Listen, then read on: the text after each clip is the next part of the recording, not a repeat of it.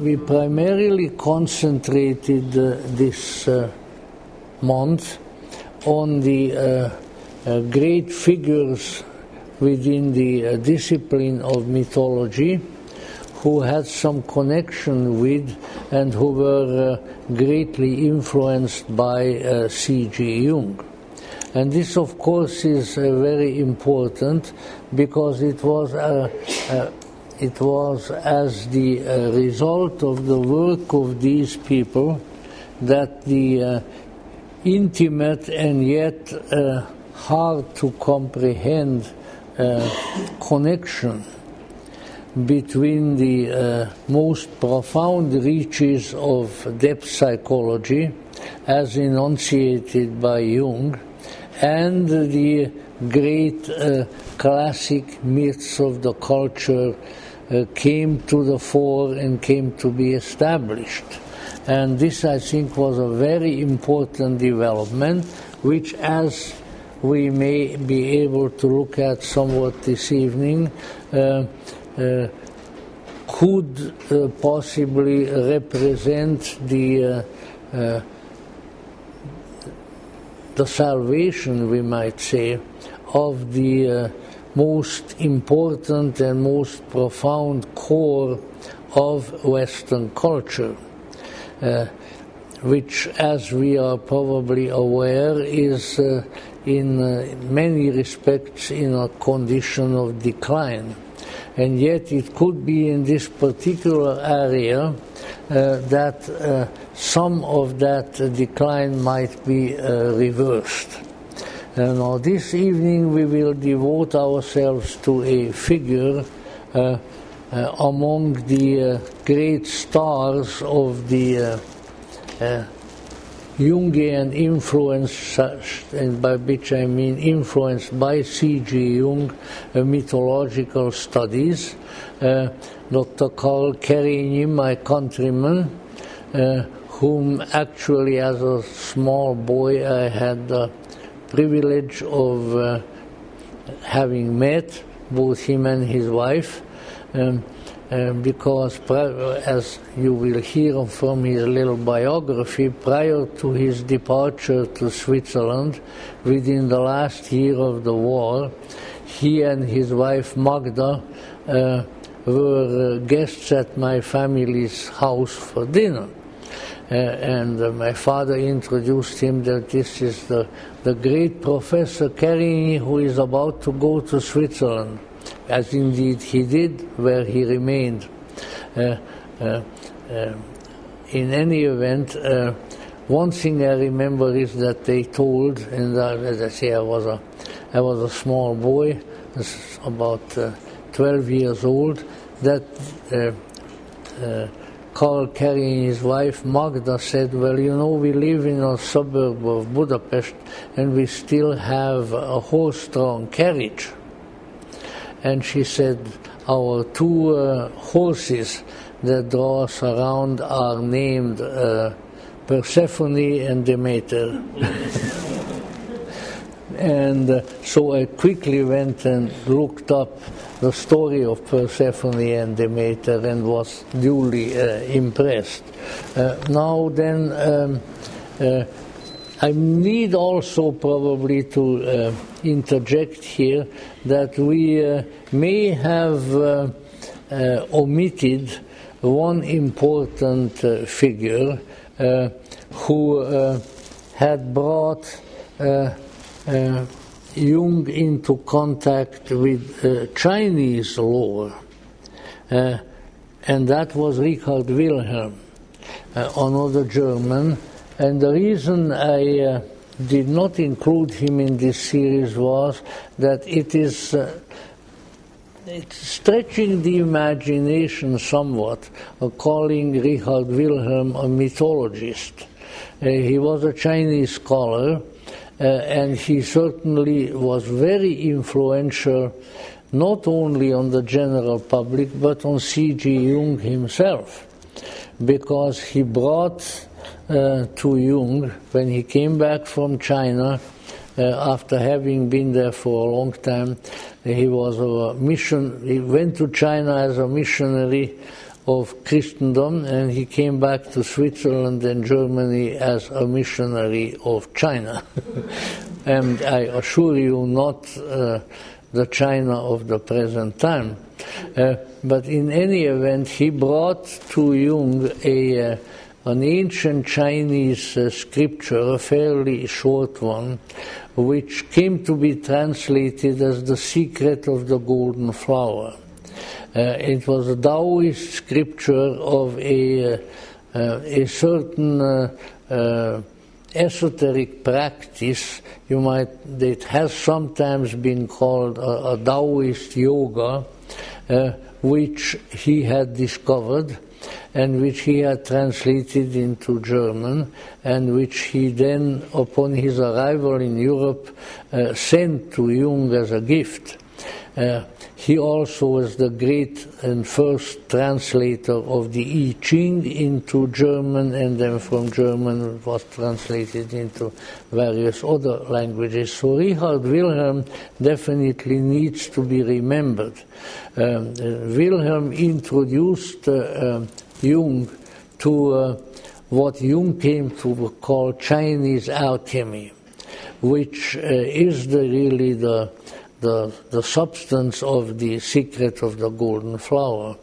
And it was by way of the Chinese alchemy that Jung became fired up and started writing all of his alchemical works. Of course, we know by now, after the publication of the Red Book, that there was a great deal of material that was revealed to Jung in the course of writing that book, which had a strong affinity to alchemy. And while until recently we believed that Jung's alchemical writings were almost exclusively influenced by his contact with Chinese alchemy, we now found out that his own personal revelations, subsequently written down in the Red Book, had a great deal to do with it as well. But in any event, the name of Richard Wilhelm, the sinologist, the Chinese scholar, needs to be included among these outstanding stellar figures of the spiritual horizon, spiritual and intellectual horizon of that time. Now, I think probably the best thing to do will be at this point to review briefly the biography of the scholar whom we are dealing with.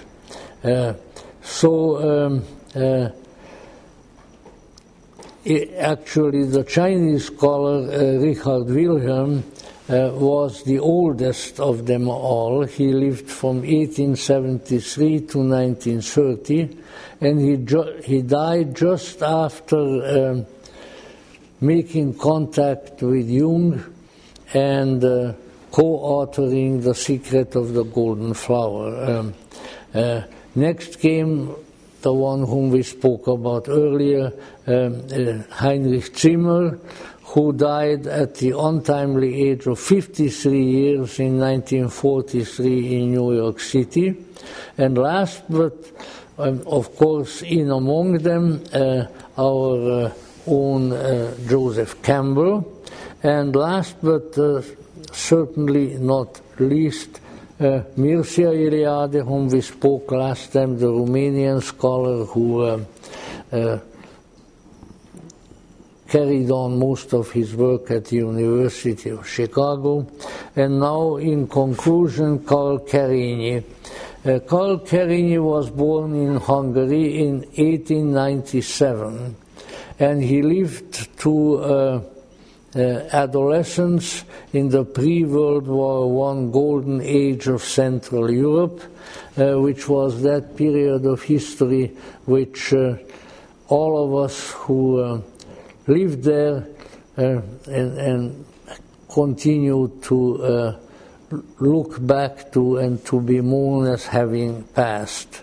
That was the last time that our peoples in the Austro-Hungarian monarchy, such as Austrians, Czechs, Hungarians, Transylvanians, Croats, Slovenes, did I leave anybody out? Really, I would say, had a very promising and a very good time and good life. That was the time when Karl Kerenyi was a young boy. So he became a devotee of classical learning and attained to high esteem at the University of Budapest as a professor of classics and of the history of religion.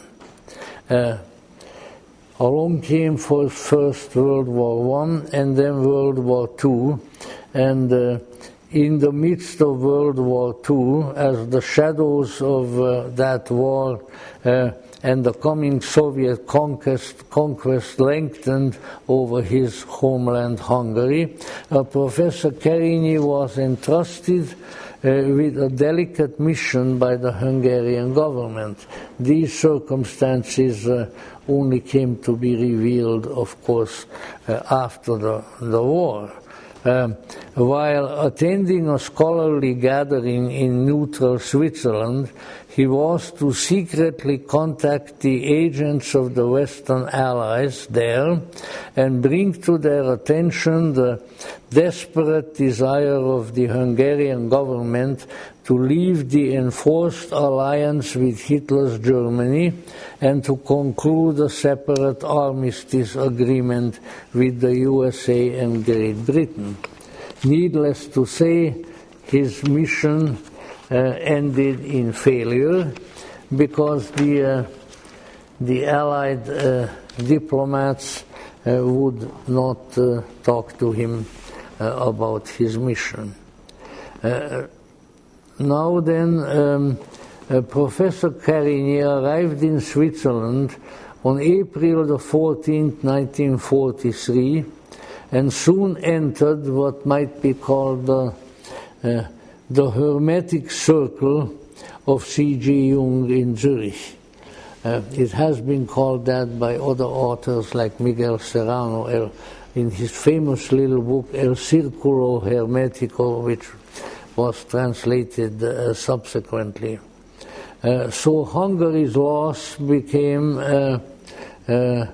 Jung's and indeed the world's gain, and Kerenyi became a valued advisor and collaborator of C.G. Jung, principally in relation to the subject of the myths of the Greeks. And that is, of course, what we will concern ourselves with now. And among these, Kerenyi was probably one of the first strong voices in the scholarly circles that proclaimed the extreme importance within Western culture and within spiritual endeavors of the Greek mysteries.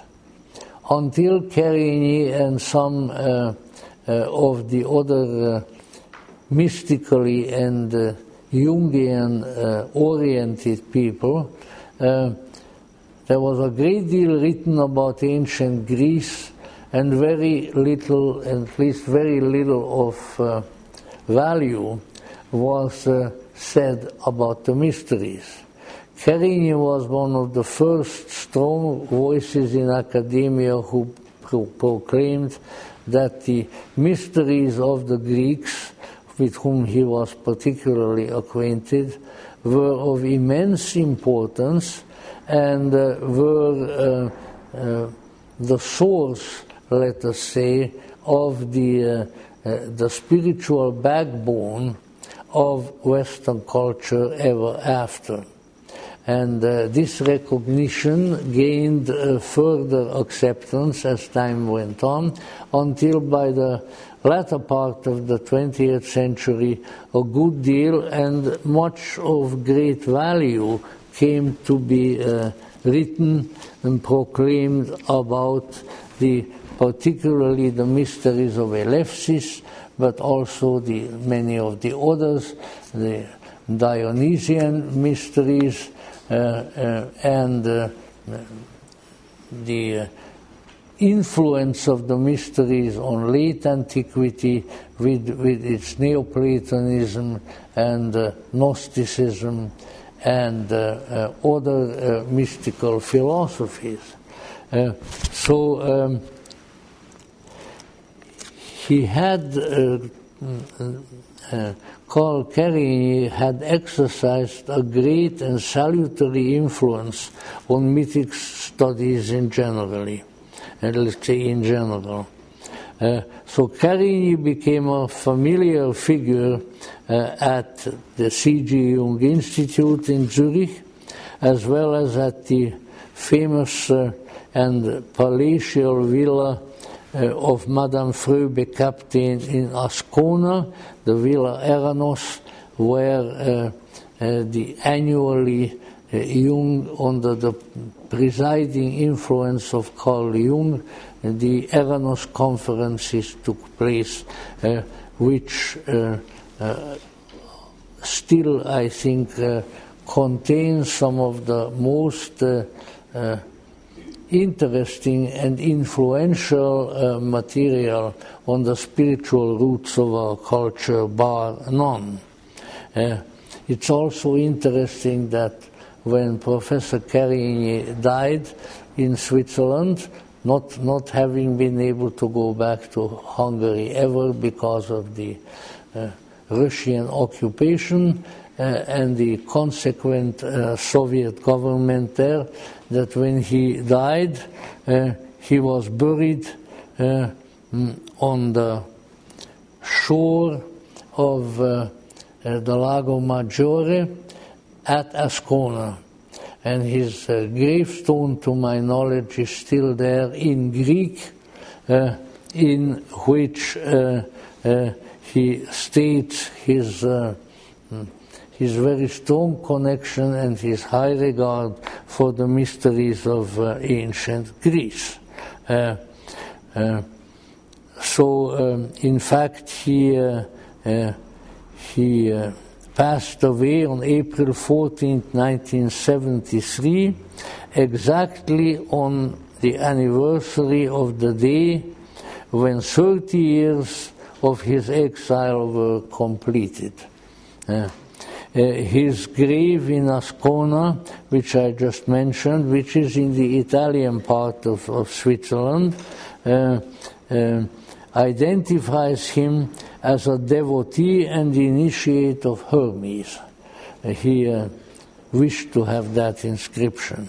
His last known monumental works are The Gods of the Greek and The Heroes of the Greeks, two separate books, as well as the noted study of the Eleusinian Mysteries entitled Eleusinian, Archetypal Image of Mother and Daughter.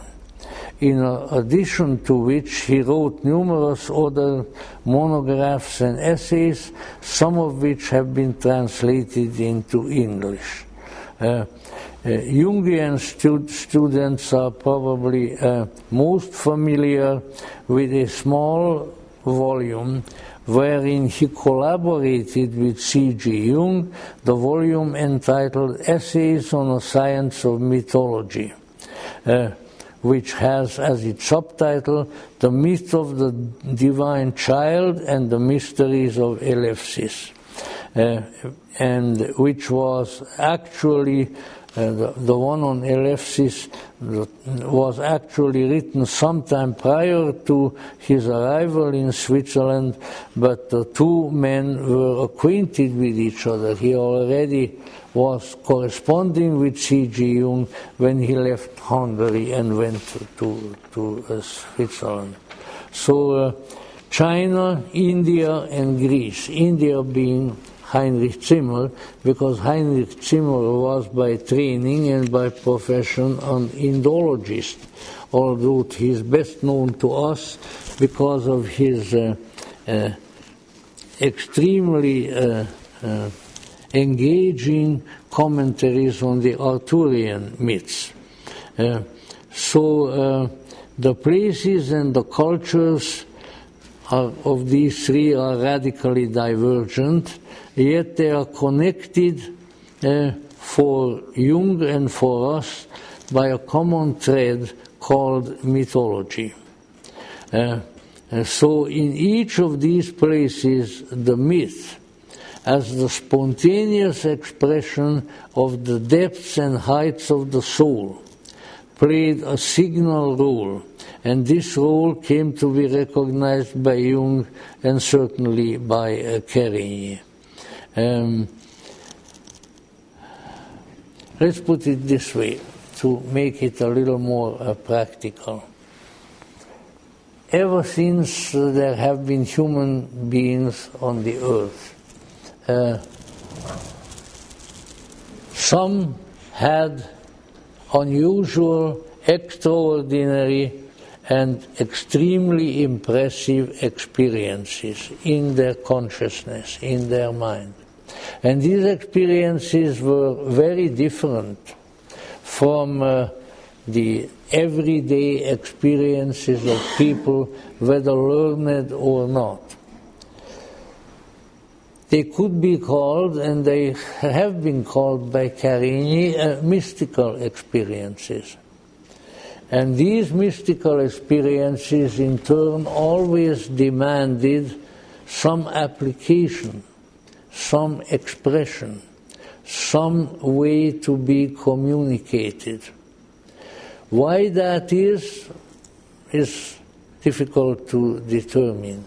But I think among them, when we study the lives of mystics, the lives of saints, the lives of people with such unusual experiences, we come up with a certain common denominator of intentionality, which may be deciphered by saying that there are certain kinds of profound experiences that a human consciousness, a human soul is capable of, that when experienced need to be communicated, need to be called attention to.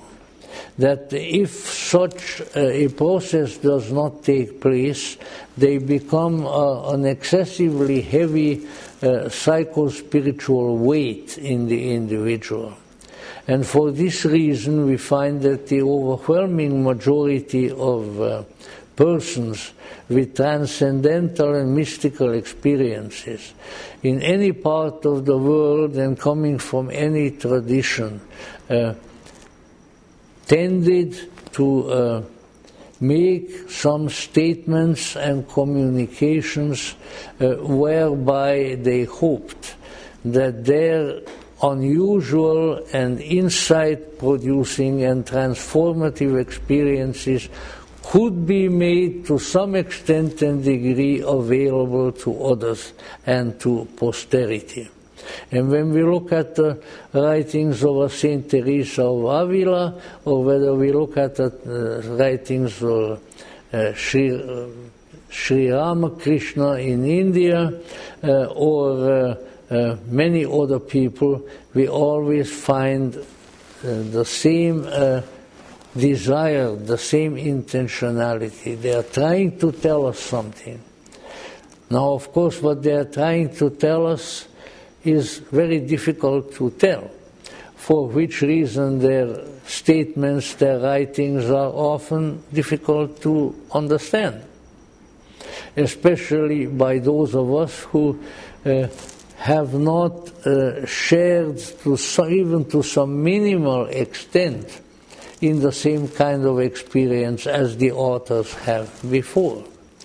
But this is the sort of thing that, to come back to Kerenyi, that was really very much part of the modus operandi in a certain way of the mysteries of antiquity, primarily the mysteries of Greece. Because there was always, as the Greeks themselves said, on experience and then a theory of the experience. Theurgia, the divine work, which is the experience, and theoria, which is, let's say, reflection connected with the experience. This is a very important duality to keep in mind for several reasons. One of them being that without theoria, without a worldview, what the Germans call Weltanschauung, a way of viewing reality on the one hand, with its various details, theoretical, in this theoretical content, the transcendental, the mystical experience, the theurgia, is likely to get lost. So the pinnacle of the soul, let us say, the by whatever name we may call it, a sort of thing that Carl Jung would have, Carl Jung's followers like Edward Edinger, whom I have a great deal of respect for, referred to as the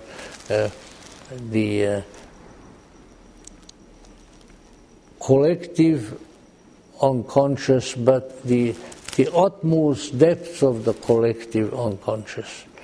So when these experiences are there, they, as I say, they demand a framework within which the experiencer deals with them, and which also becomes the framework then whereby they are communicated. This is of great importance. One of the great difficulties with this dual situation, however, has been throughout history that an awful lot of people who evince a certain interest in these matters concentrate on the theoria, on the theory, on the teachings, and don't really recognize that these teachings are useful and important only when connected with and with directly referring to the experience.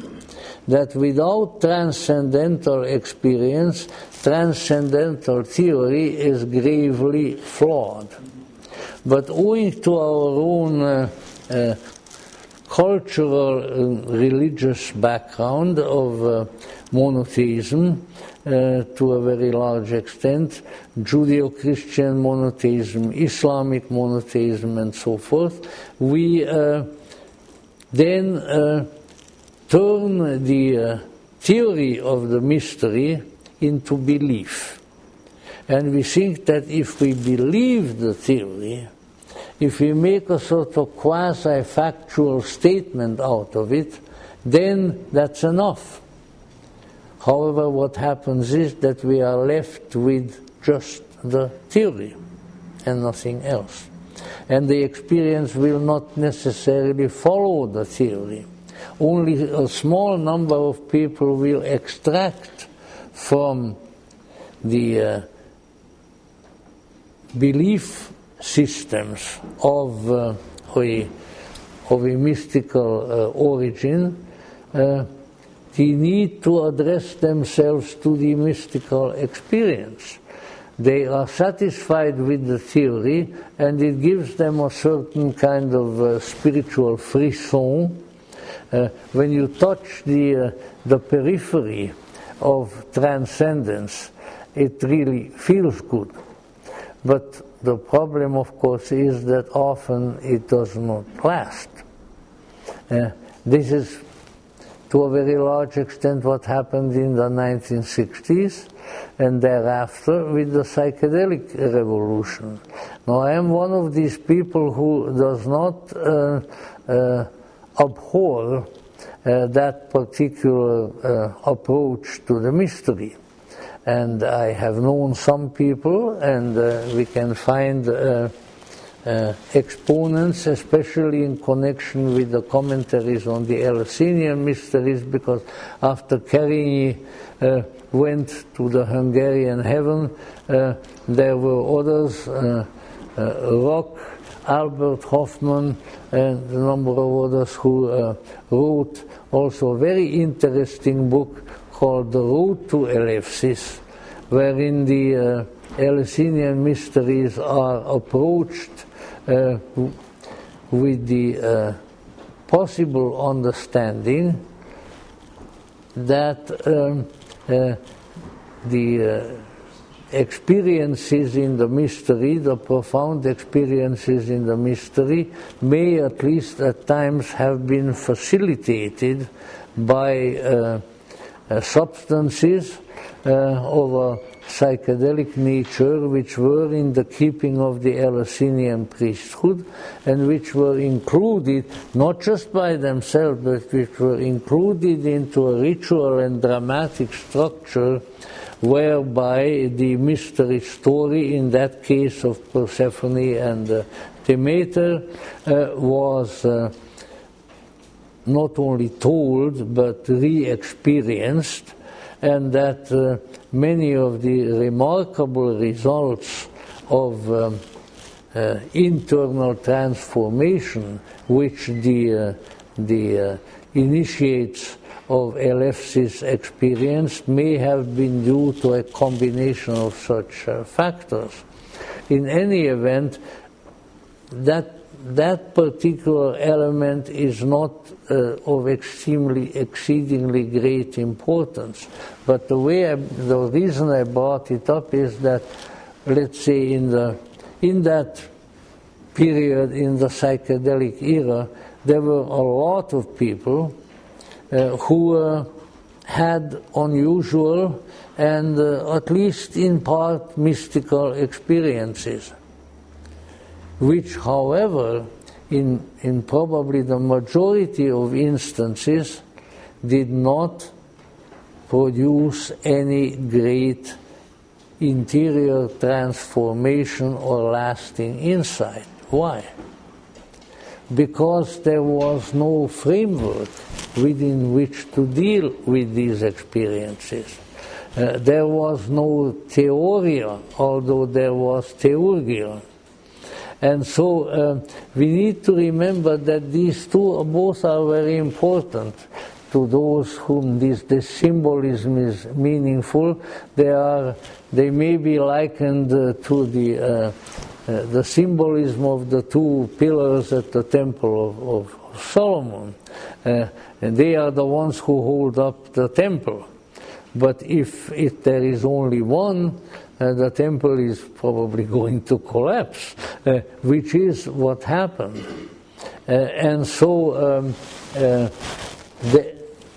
therefore, it is very important to find in this field of study some persons who themselves are both or are learned and inspired at the same time.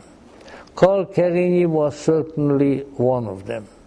And so were the other great mythological advisors of Jung, whom we have mentioned, Karl Kerenyi, Mircea Eliade, and Heinrich Zimmer. But what I am alluding to, for instance, is that time and again, and we will discuss this to some extent in our next series, that there come forth certain statements, certain theories from people who had great experiences and great insights. For instance, in the 19th century, the great Madame Blavatsky, whose picture we have back here, and others who obviously were partakers of great experiences themselves, but who tried to introduce to that. And in fact, we once again, this is sort of, as we say in Hungarian, the music of the future, because these are the issues that we should be including in our next series, that in so doing, what people took, like the foul metaphor has it, took like a duck to the water, were the theoretical portions. They said, oh, we have a new belief system which has certain advantages over the old one. We are not going to go to hell anymore when we die. We are going to reincarnate. Well, all right.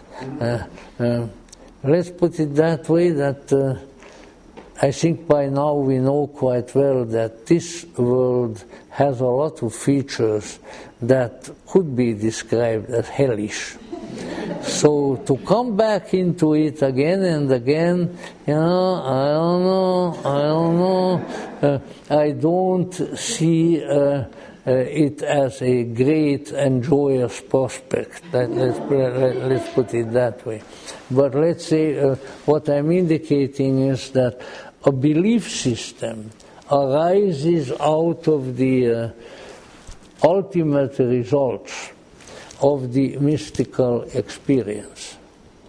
And largely because some theoretical framework that came to attach itself to the results of the experience has been mistaken to be to become a belief system. And somehow there are two ways to believe. The good way to believe is to believe in your experience. And that is what makes faithful Sophia in the Gnostic scriptures and Pistis Sophia faithful, because she remains faithful to her experience. She remembers where she came from. She remembers who she is, and she won't let go of it. And that is what makes her ultimately the deific representative of wisdom.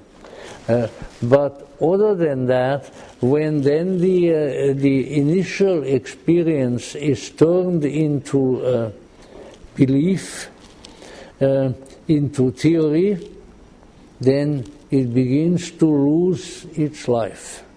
And it becomes increasingly something dead. We must be therefore immensely grateful to people, to the people just like the ones whom we were discussing here, to the Joseph Campbells, to the Heinrich Zimmers, to Mircea Eliade, to Karl Kerenyi, that they did their best to keep the life in the theory. Because not very long time before these people came along, and Carl Jung came along, and before that, and Sigmund Freud came along, and so forth, we had people like Fraser and Monier Williams from the East, all kinds of others who, let's say, the way they theorized about the myths of the great traditions is outright appalling. When according to Fraser, for instance, some of the others, the ancients devised myths because they tried to explain how vegetables grow in the fields and trees, Now, people, even ancient people, are not really benighted they are not really stupid. They know doggone well what makes a seed sprout and how it grows into a plant. They don't need to be told a big story about a goddess who went down into the earth and came out of this or that. They don't need that as an explanation of natural processes, but a basically extroverted and not very insightful scholarship did all of these various things. And then, of course, even in depth psychology, along came Sigmund Freud, who in turn tried to interpret a very large number of myths, like he tried to interpret everything else, in sexual terms, which always brings to my attention to an old school joke wherein there is a student who is being, a psychology student, who is being questioned by his professor. And the professor is showing him various images, and it's somewhat, you know, this image recognition psychological texts where you see blobs of various, ink blobs of various color, and then what does this remind you of? What does this remind you of? So the professor keeps asking the student, what does this remind you of? He says, sex. So he shows him another one. What does this remind you of? Sex. And so you go on like that. Sex, sex, sex. So the professor is in a sort of a Freudian excitement over this. Oh my goodness, this is going to be really interesting. So he finally asked the student, would you care to explain to me at least a little bit as to how these diverse designs remind you of sex? The student says, well, Doc, you know, it comes right down to it. It isn't really these pictures that remind me of sex. It just so happens that everything reminds me of sex. Which probably, considering his age and various biological forces in his body, is probably understandable. But this is what scholars become similarly oriented excessively toward the kind of a one-track mind explanations, and thus they reduce the incredible potential of the ancient myths, a potential which is insight-producing, which is transformative, and which is capable of doing truly very great things for the human consciousness. Now then, that being the case, we need to keep in mind that Kerenyi, I'm trying to recollect some of the data from his books. Kerenyi, based on some recognitions of this sort, said that when there is a certain kind of cultural and psychological development that takes place, and a very primitive mind does not reach the quality of discerning the most profound aspects of the various myths. And so we might say that there are like at least three stages of understanding the mythic reality. The first of these is the most primitive one, where it is mixed up with physical reality and does not really derive the transcendental conclusions from these stories. And one of the, which we'll come back to probably later, one of the hallmarks of this kind of primitive approach to myth is that the mythological figures that appear there are not sufficiently differentiated, that they are murky, they are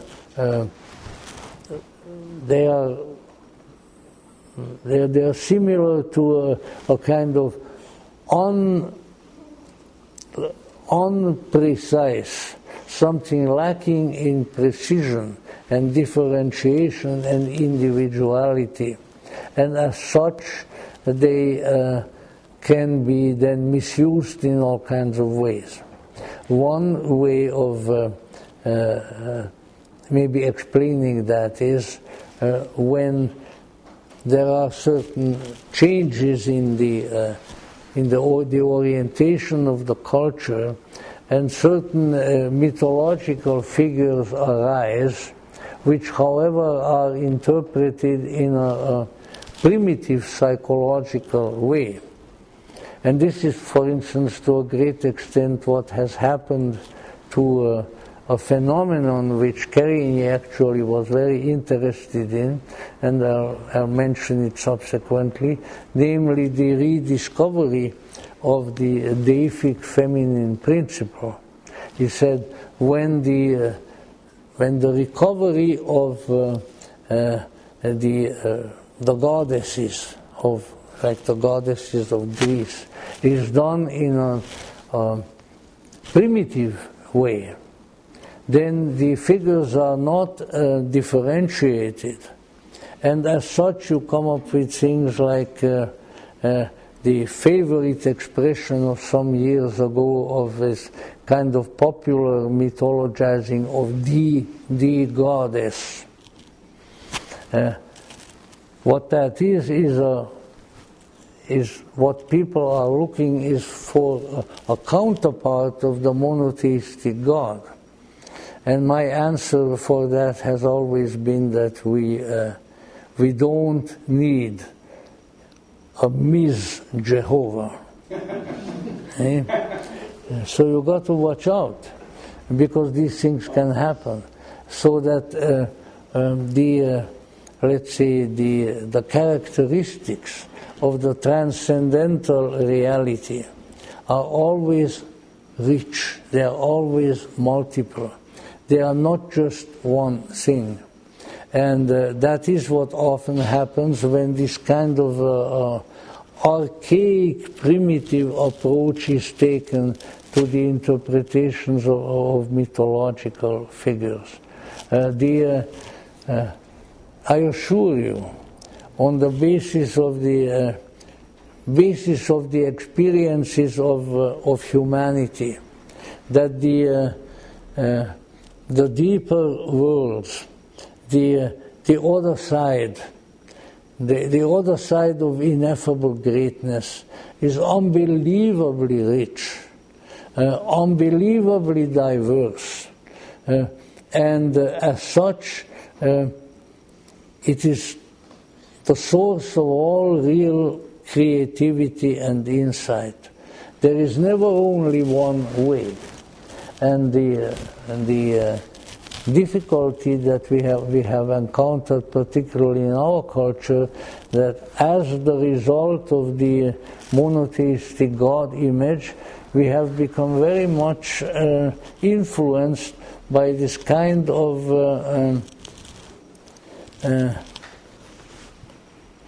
one way of looking at the mythological figures. And so this has been very clearly recognized by Kerenyi and appears in many of his writings. And if indeed I don't take too much time, then we shall come around to it again. So he said that there are several attitudes toward myths. The simple mind, the primitive mind,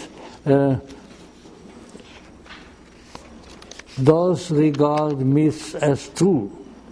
The gods to such primitive minds were real beings, and the mythic reality is at the heart of all realities.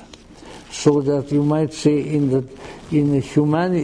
childhood of human consciousness, there is still a proper attitude toward the mythologems, because people are so close to what depth psychology calls the unconscious, that they see the reality of the mythic figures that they encounter. Then we come to that curious and often destructive group of people, the intellectuals. And many of these educated people, exemplified in the early days already by the Stoic philosophers, would, if they accepted the myths at all, accepted them by way of convoluted assumptions of a historicizing nature, so that the gods and the goddesses were imagined to have been historical figures who then have been deified and who were turned into mythological beings later. Another way that such folk dealt with myths was a process of turning them into allegories of a quasi-scientific and related character. For instance, just as a little example, that when Zeus binds Hera, that means that ether limits air. This was a statement of the Stoics.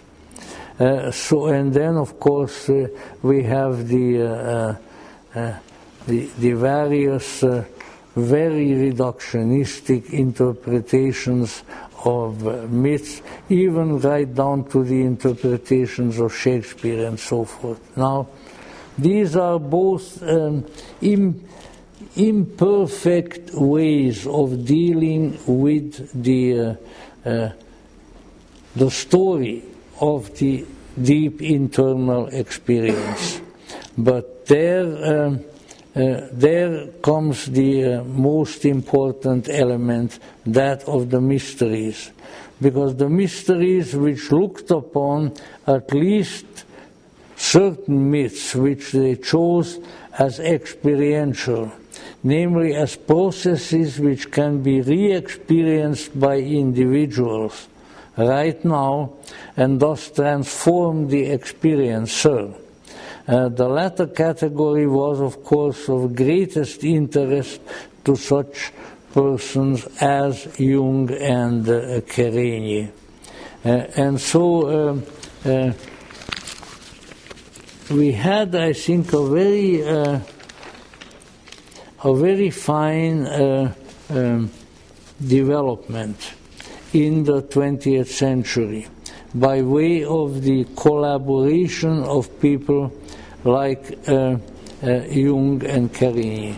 I remember a statement of the late Professor Quispel, Gilles Quispel, the great Gnostic scholar, who of course knew Jung quite well, who wrote that Gnosticism is experience that is translated into myth and ritual.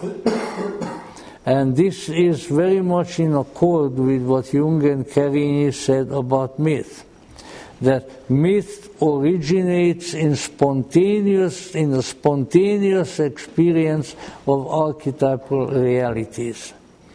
And then this then is retold as a story or a myth. Now comes the crucial point. If the myth is confronted by a what the Gnostics would have called a psychic type of mentality, which doesn't mean a psychic who sees your aura, but people who live in the lower psyche, then such a mind will inevitably do two things with the myth. It will turn it into a set of beliefs, as I mentioned before, and it will turn it into a set of rules. And so we end up with, to use a certain expression, morals and dogma. An example is the myth of Jesus. Not to be understood, not to be lived, but to believe in.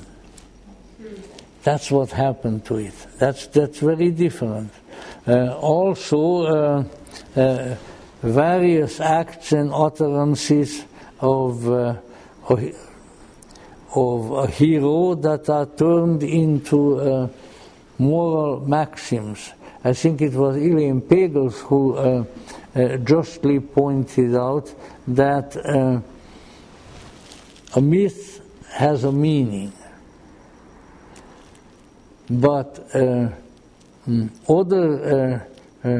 other statements become parables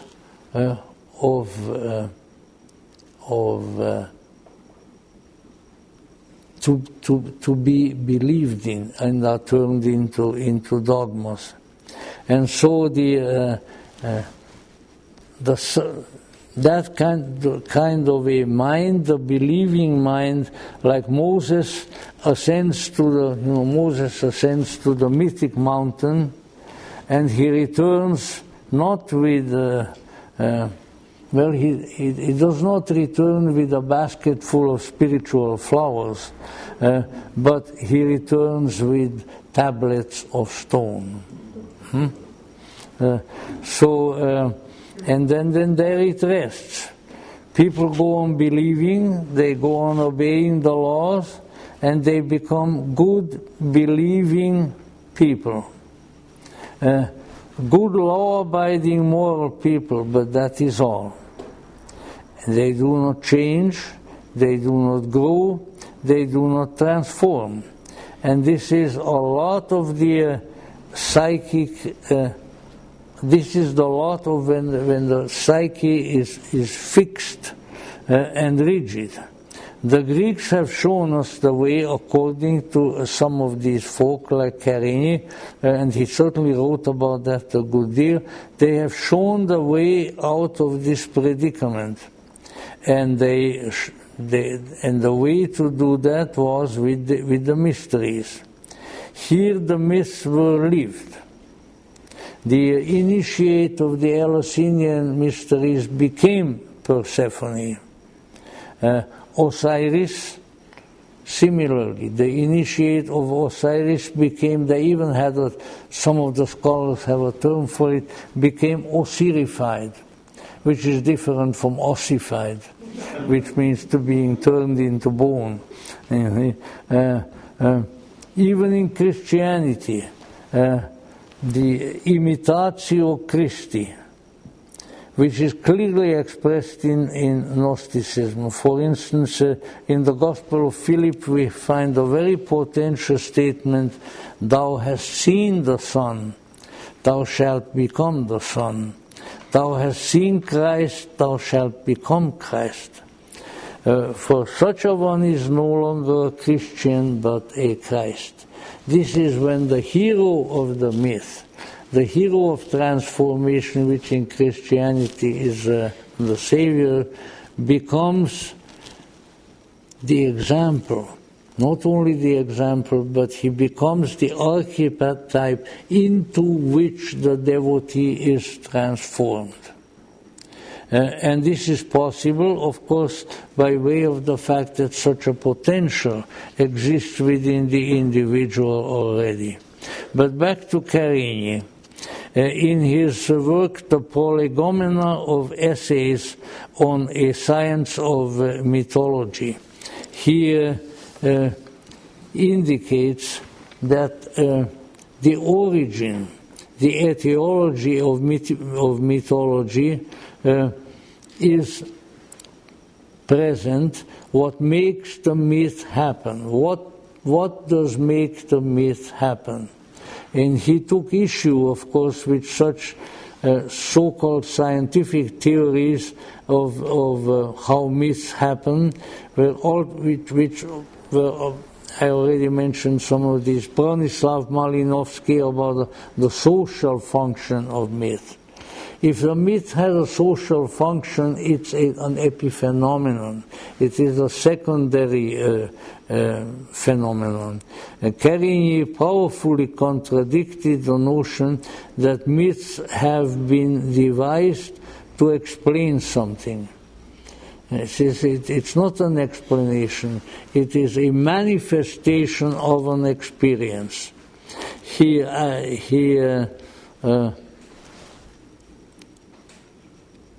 allied himself with Jung's view that the etiology, that it is the beginning of myths, is something primary, something like an atom of the soul.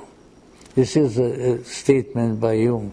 He quotes Jung as describing archetypal patterns, mandala patterns, as and these are now Kerenyi's words, the nuclear atoms of whose inmost structure and ultimate meaning we know nothing. He also quotes the 19th century anthropologist Leo Frobenius, who names such factors monads and sees in them the structural principles of the worldview of various cultures. So the myth originates within ourselves in something that is an original part of ourselves, something that the Greeks called an arche. And from this comes out the lower level of what Frobenius calls the monad of the culture. Now, let's try to apply this to some extent to our own situation at the present time. The monads of our culture, it would seem, which have been derived in several steps from the mythic insights of the ancients, the monads of our culture are breaking down. Just like they were breaking down or transforming in late antiquity, at the time of the Gnostics, at the time of the Hermeticists, at the time of the Neoplatonists. So what is it that needed? If we believe people like Kerenyi, then there are certain things that are needed. The many mythic patterns that come down to us through the ages, and the one or unitive principle that is within ourselves and is nearest to the origin. Even though Kerenyi wrote this in the 1940s, his words are still highly timely today. Because today, as ever, the many and the one are destined to cooperate in our lives. They are designed to complement each other. The infinite yet shapely multiplicity of the past is still important. And so, how can we utilize these extensive insights into the nature of mythic reality for our own situation and for our own life today? And I would say that the way we can is myth, poetry, art, including painting, sculpture, drama, religious rituals, sacramental forms, the treasures which are possibly disintegrating culture has still brought us.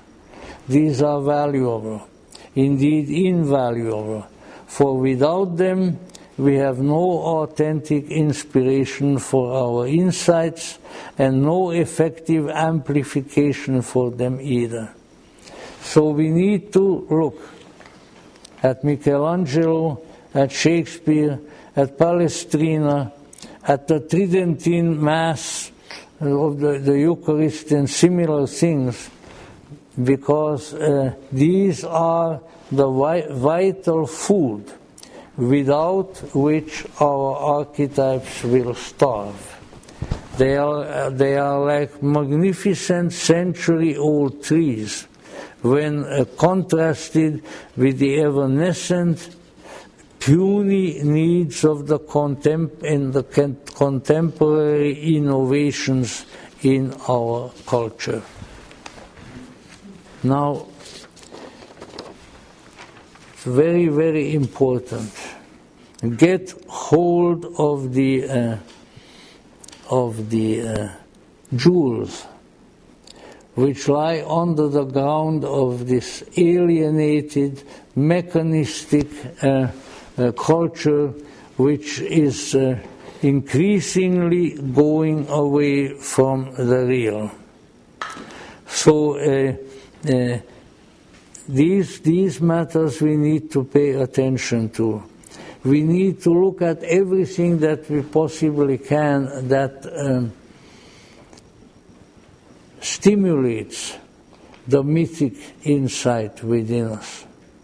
We need to seize upon those elements of that we have inherited from the culture that stimulate our mythic consciousness, that make us feel the reality of the great stories told of old on the basis of great experiences. Very, very important. And of course the question may be said, what about a new myth? Well, if there is going to be one or more new myths, as indeed there is an indication in Jung's Red Book, for instance, where is it going to come from? It is going to come from deeply within ourselves. So the new myth is not going to come to us from external sources.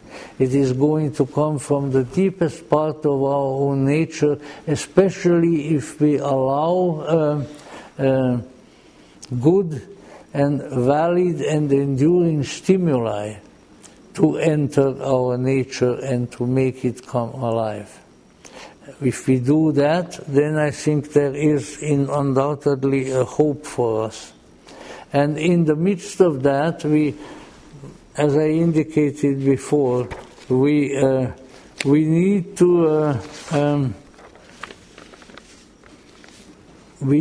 keep in mind the multiplicity, the variety, and in many ways the complexity of mythic reality, the high quality of differentiation which was certainly present in the ancient world and which Kerenyi has pinpointed with a great deal of insight when it came to, for instance, the Greek goddesses.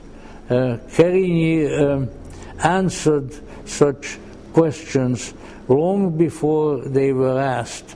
It is a splendid long essay on Athena, which he wrote in 1952.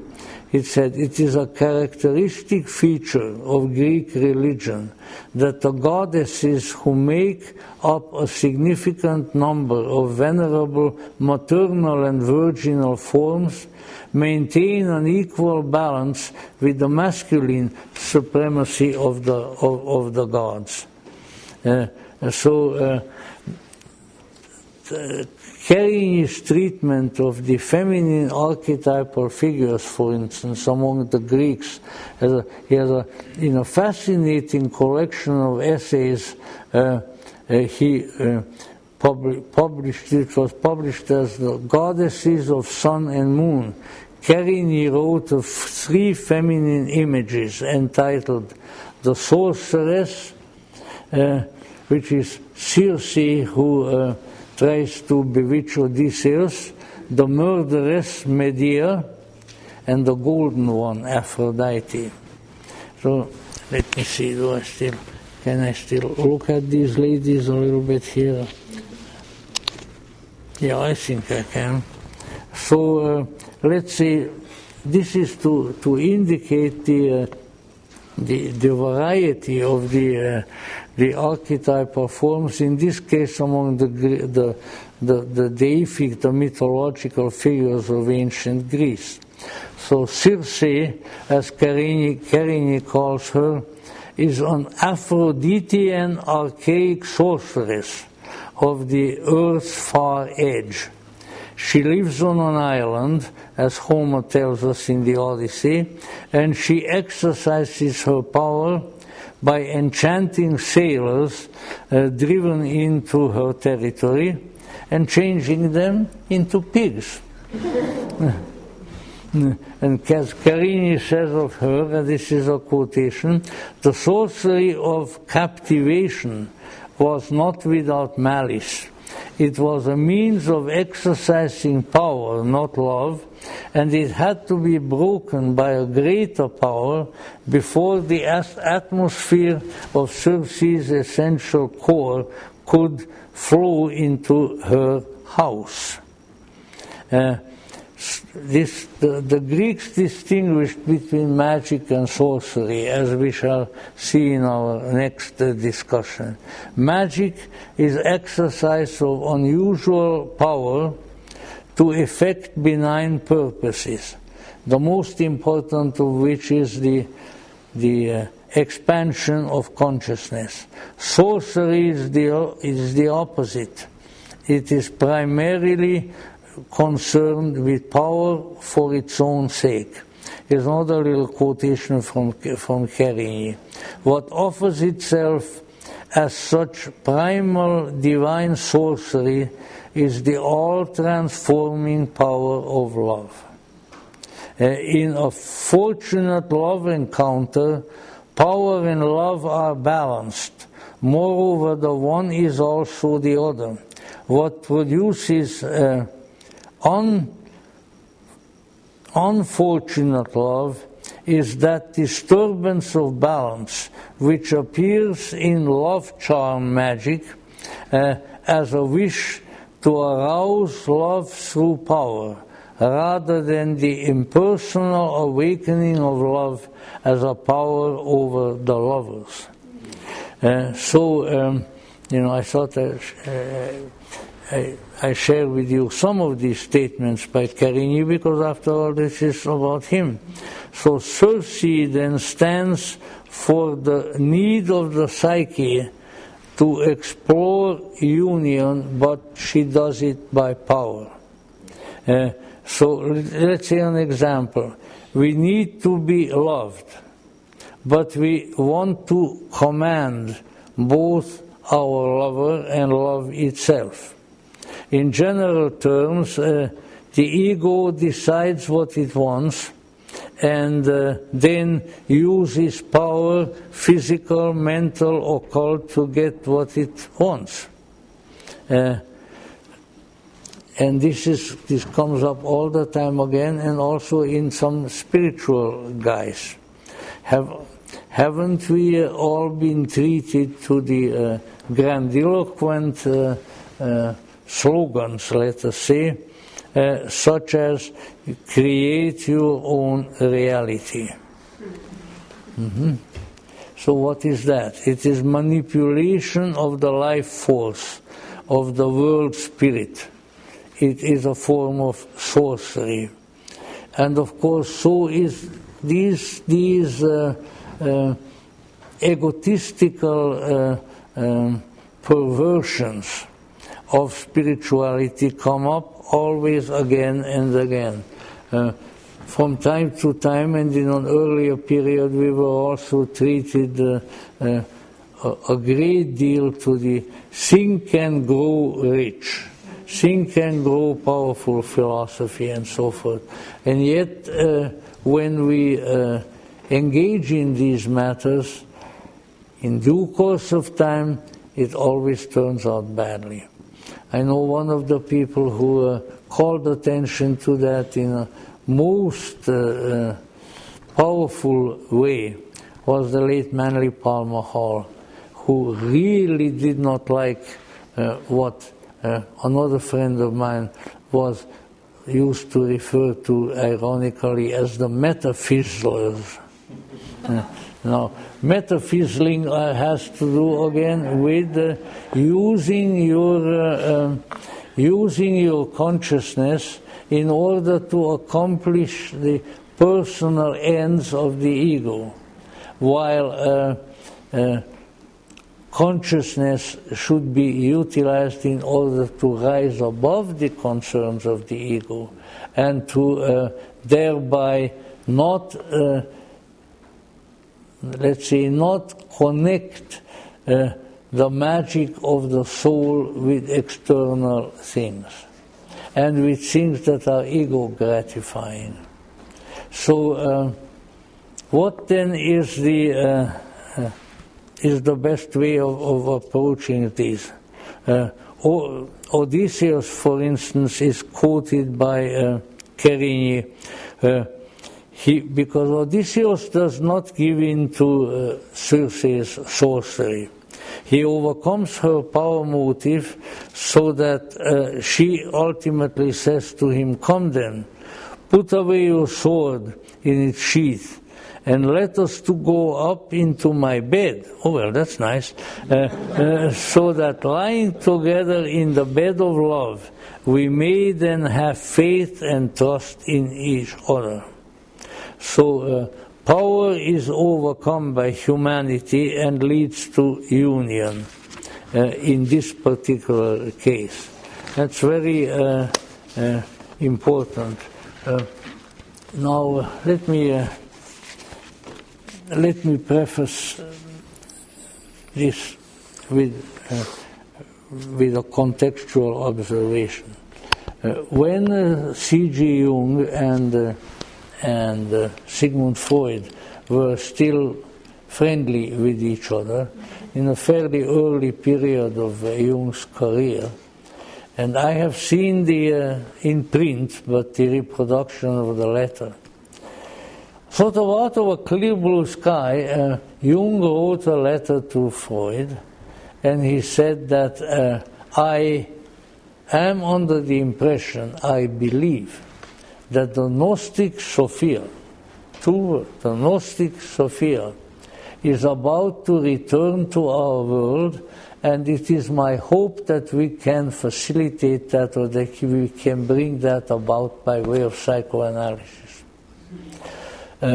Freud was flabbergasted. He didn't know what to answer, which is of course a statement of the fact that Jung was already very familiar with and very put a great deal of trust into the Gnostic myth, which we shall discuss next time, and which is, of course, my old internal mythic home, and that he saw that there would be a connection between the new psychology, as it was called at that time, and the return of the feminine wisdom as envisioned by the Gnostics. Now, this indicates a number of, it points to a number of issues, but one of them being that if indeed there is a, how should I put it, a benevolent, an ultimately benevolent trend in the present psycho-spiritual developments, then it would have to do with the ancient and yet always perennial notion that it is not enough to believe, but that one has to know.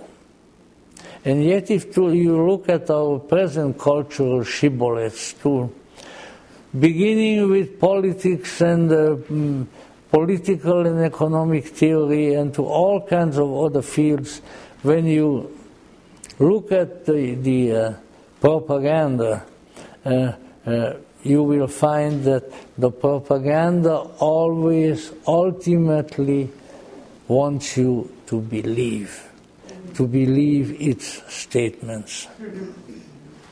And that's what makes it propaganda.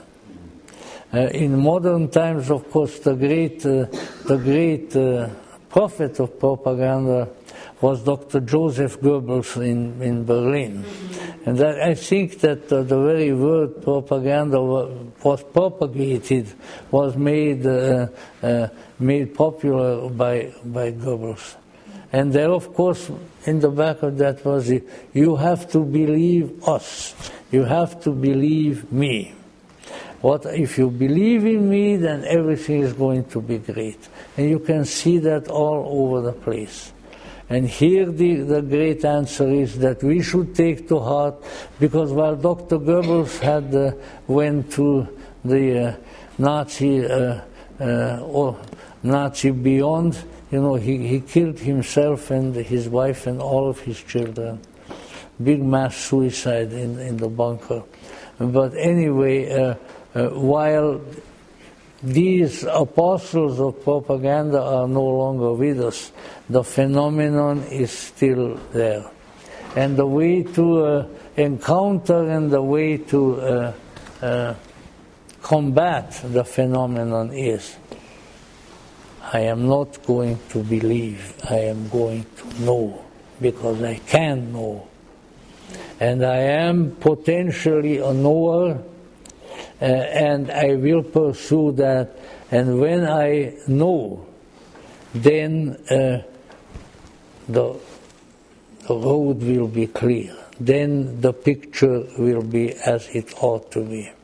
But as long as I only believe what I'm told, as long as I have to take the propagandist's word for it, I may be assured that in the end, the end is going to be a very unfortunate one, a very bad one. And of course, people like the late Professor Kerenyi knew that from their own experience, because in their own country, a new a belief system came in with the red flags of the Red Army, and tormented my people for many, many decades. And finally, in our time, we managed to get loose of that. And the same thing in various disguises goes on. And therefore, the ultimate essence of the ultimate essence that we can derive from the insightful study of mythology, which was so greatly facilitated by the great scholars whom we have mentioned, is gnosis. We have to realize that within us is a capacity that does not need to believe what we are told, but that can know. We have a strange and mysterious power within us. It is so mysterious that we have a hard time accepting it ourselves. And that is that if we strive for it sufficiently, if we avail ourselves of adequate and helpful stimuli, even as the Greeks, and some of the Greeks, availed themselves, say, of the mysteries, and ultimately of the myths into which the insights of the mysteries were funneled. If we can do that, we can ultimately come to a point where we will know for know for ourselves. You shall know the truth, and the truth will make you free. That Gnostic statement is a very, very important one in the New Testament. It doesn't say that good behavior will make you free. Although much of the time, having lived now quite a long time, I can assure you that really good behavior is often preferable to bad behavior. You know? I have not suffered as much from the results of my own good behavior as I have from the results of my own bad behavior. So that needs to be kept in mind. But it is not the ultimate. As we say colloquially, is not where it's really at. But we have to, a little bit ungrammatical, but you got to forgive a foreigner, after all. English is not my second language, it is my third language, because I grew up with German and Hungarian. That was the result of the Austro-Hungarian monarchy. My father still served in the army where the language of command was German.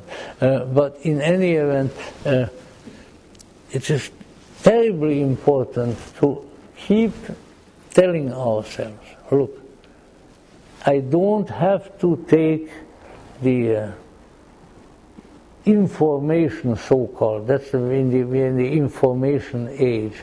You know what would be nice to add, whenever that comes up, to add to it 3 letters in the beginning, MIS, the misinformation age,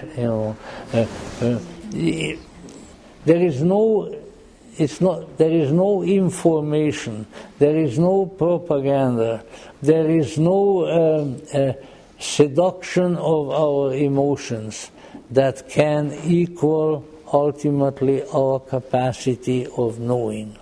And if you look at, we started out this series last month with the Arthurian legends and so forth. Ultimately, if we look at them close, we will find that they all point to you. If you go there, if you go past the obstacles, if you walk over the bridge of swords or whatever, then you come to a point where you know. And you don't have to take anyone's word for it anymore. Hello there. And we can really know. And in an era, in an age of confusion, of misinformation, of constant efforts from various sources to get hold of us and get hold of our character and to twist us in certain directions. We really live in a very perilous age in that fashion, and it is perilous more psychologically, psycho-spiritually than in any other way. Wars have always existed, and now we have one again. That's very unfortunate. They are very painful things. I lived in the midst of the front line for about 3.5 months. When I was 13 years old, I know something about war. But ultimately, the great danger are not the wars, are not the revolutions, are not the demonstrations, are not the propaganda. The great danger is lack of the knowing of the truth. But in order to do that, we have to achieve a certain degree of certainty that we can do so. And that is why we need to look at what went before. We need to look at the great myths and the great myth makers. We need to look at the great mystics, the great sages of the past. And we will find that these were people who knew. They didn't just believe, they didn't just mouth slogans, they knew. And we have something in common with these people. What is that? Our humanity. They were all human. Some of them knew probably so much, like the great messengers of light, like Mani and Jesus and Buddha. They knew so much that they appeared more than human. But they exercised the greatest human potential, which is to know. And that knowing is not memorizing of slogans, whether they are political or mathematical or scientific or whatever. There is nothing out in the open, in the outer world, absolutely nothing, that is in the nature of true knowing. Nothing. Maybe that's a very grandiloquent statement, but you know, grandiloquence is a Hungarian quality too. Along with the csardas and along with the goulash and all those things. But the issue being that the real knowing does not come from these external sources. The real knower is here, is inside. And this real knower wants to come out. Our true self wants to know. Our true, at least I can feel it in myself, and I'm certain that most of you can feel it too, at least that, you know, we feel that at certain times, that the time has come for us to know. And the time for us to believe, to follow external impulses, to be propagandized is over. The time for knowing is here. And that is why one of the avenues, this is the one that we have been exploring, is of course the manner, the theoria into which the theoria of the transcendental experience has been placed. So if we are able to combine those again, yes, look at the teachings of those who were here and who have known, and then proceed to the source of knowledge that they had. And certainly one of the great stimuli, I can testify to that, so can many others, so could Carl Jung. One of the great stimuli to that kind of knowing, to that kind of gnosis, are the great myths of the cultures of the world. Whether they are those of India that Heinrich Zimmer explored, or whether they are the ones of the West that Joseph Campbell explored, whichever one, in them they are the results of knowing, and they in turn show us the way to knowing for ourselves. When we are confronted with the mysteries, when we enter the Green Chapel from the Arthurian legend, or when we enter the round table of King Arthur, these are the places of knowing, and we can thus know. So I would say that when concluding this little exploration today of my countrymen, in Hungary, when we are children, especially, and an older person comes to the house or so, we always address him as uncle, Bachi, and the ladies we address as aunt. So, I remember the kid that I was, I remember Professor Kerenyi and Magda Kerenyi as Uncle Karl and Aunt Magda, and so this is the kind of knowledge, this is the kind of knowing, the kind of gnosis that all of these people have pursued.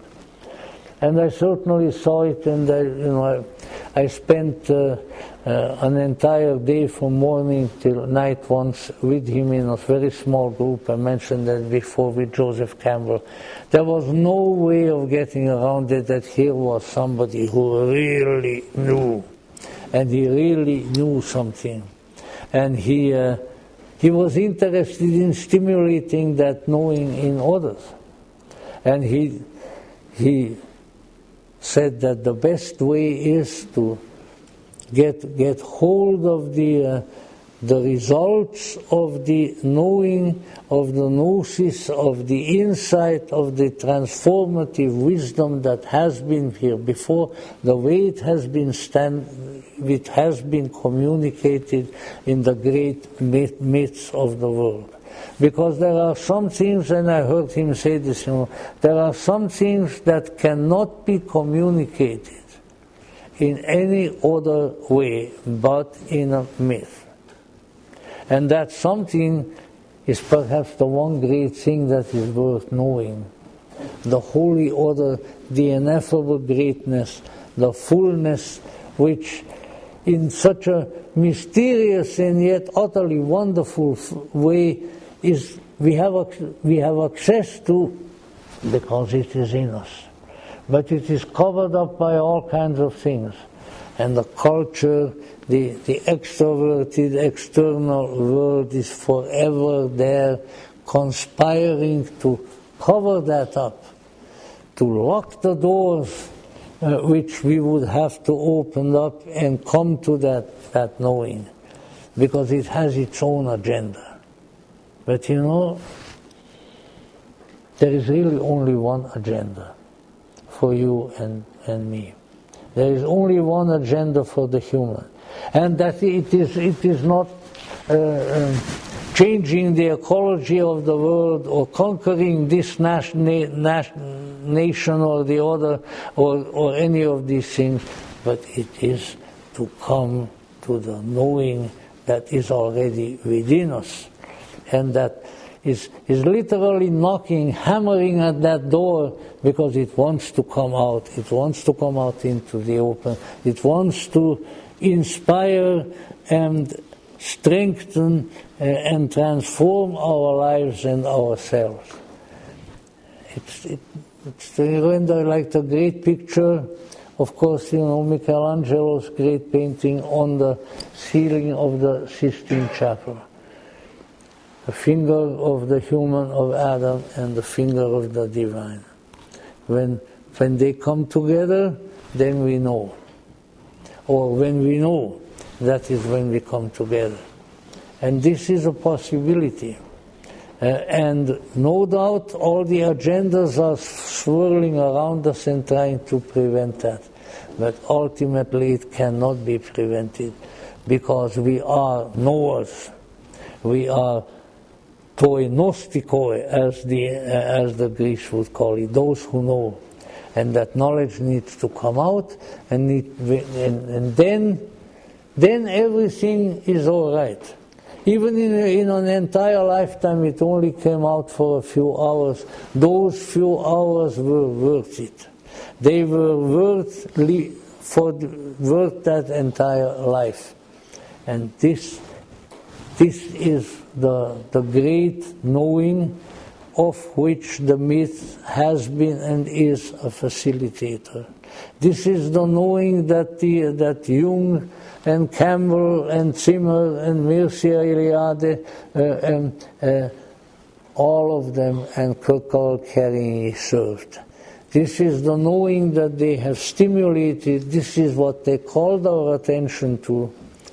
And I'm so glad that you are here, because we are the ones who are listening to that message. We are the ones who caught on somehow that such knowing is possible, and as these people knew and as they instructed us to know, this is our hope, not anything else. Not the so-called science of this world, which has been, how much should I put it, has been at least in half mendacious throughout the entire history of the world.